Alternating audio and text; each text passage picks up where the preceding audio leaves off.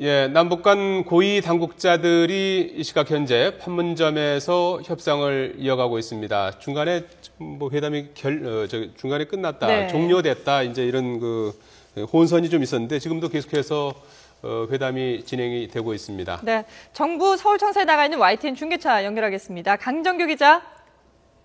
네, 통일부에 나와 있습니다. 네, 저희 남북 고위급 접촉이 지금 이 시각에도 계속해서 이어지고 있는 거죠? 네, 그렇습니다. 조금 전 남북 고위급 접촉이 끝났다는 소식이 전해지기도 했는데요. 확인해 보니 약간의 혼선이 있었던 것으로 보입니다. 통일부는 남북 간 접촉은 현재 진행 중이라고 확인했습니다.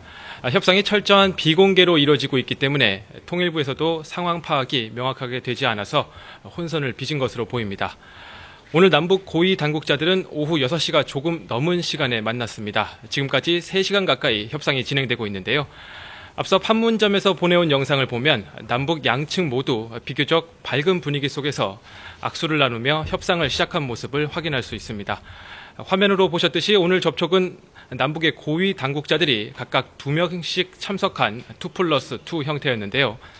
우리 측에서는 김관진 국가안보실장과 홍영표 통일부 장관이, 북측에서는 황병서 총정치국장과 김양건 당 비서가 참석했습니다. 안보와 남북 문제의 최고위급 당국자들이 한자리에 앉은 만큼 현재 최고조에 달한 군사적 긴장 국면의 해소 방안을 비롯해 다양한 남북 현안이 협상대에 올랐을 것으로 보입니다. 특히 북한의 지뢰 도발과 포격 사건에 대한 시인과 사과, 대북 심리전 방송의 중단 여부 등이 쟁점이었는데요. 북측이 최근의 도발 행위를 자신들의 소행이 아니라고 주장했던 만큼 난항이 있었을 것으로 예상됩니다. 이에 따라 일각에서는 남북의 이번 접촉을 통해 서로의 입장을 확인한 뒤 추가 협상을 이어가게 될 것이란 관측도 나오고 있습니다.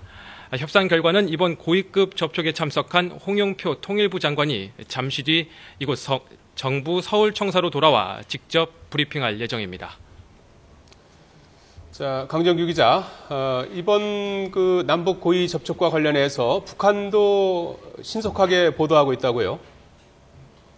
네, 그렇습니다. 상당히 이례적인 모습인데요.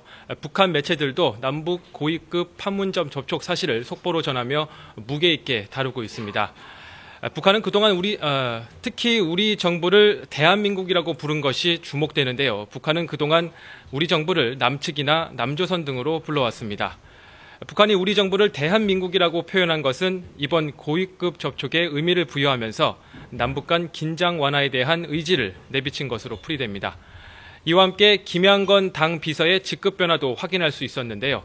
북한 매체들은 남북 고위급 접촉 소식을 보도하면서 김양건을 당 중앙위원회 정치국 위원으로 소개한 겁니다. 그동안 김양건은 정치국 후보위원으로 알려져 있었습니다. 북한 노동당 정치국은 북한의 주요 정책과 노선을 논의하는 의사결정 기구로서 상무위원회에 이어 위원, 후보위원 순으로 서열이 구성됩니다. 후보위원들은 확대 회의에만 참석할 수 있고 발언권도 제한적이라는 점에서 대남 전문가인 김양건의 이번 직급 변화가 앞으로 남북 관계에 적잖은 변수가 될 것으로 보입니다. 지금까지 정부 서울청사에서 YTN 강정규입니다.